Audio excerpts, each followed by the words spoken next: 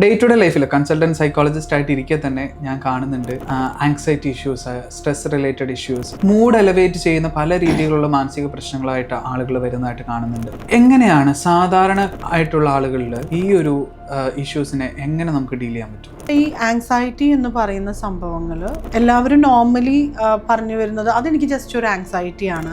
ഈ ആങ്സൈറ്റിയിൽ തന്നെ പല സ്റ്റേജസ് ഉണ്ട്. ആദ്യം ഒരു സ്ട്രെസ് റിലേറ്റഡ് ആയി സ്ട്രെസ് നമ്മൾ ഹോൾഡ് ചെയ്ത് പിന്നെ നമ്മളെ കൊണ്ട് ഡീൽ ചെയ്യാൻ പറ്റാത്ത രീതിയിൽ, അതായത് എന്തിലും ഏതിലും നമുക്ക് സ്ട്രെസ്, ഒന്ന് സമാധാനമായിട്ട് സ്വസ്ഥമായിട്ട് ഒരു ദിവസം ഒരു മണിക്കൂർ നമുക്ക് ഇരിക്കാൻ പറ്റാത്ത അവസ്ഥ. ആങ്സൈറ്റി സ്റ്റാർട്ട് ചെയ്ത് കഴിഞ്ഞാൽ അത് അതിൽ നിൽക്കുന്നില്ല. ജനറലൈസ്ഡ് ആങ്സൈറ്റി എന്ന് പറയുന്ന ഗാഡ് എന്ന് പറയുന്നത് ഡിഫറെൻറ്റ് കാര്യത്തിൽ നമുക്ക് ആങ്സൈറ്റീസ് വരികയും ഈ സംഭവം നമ്മൾ ആ സമയത്ത് കറക്റ്റ് ട്രീറ്റ് ചെയ്തില്ല എങ്കിൽ അത് ഇൽനെസ് ആങ്സൈറ്റി ഇഷ്യൂസ് ആയിട്ട് വരും.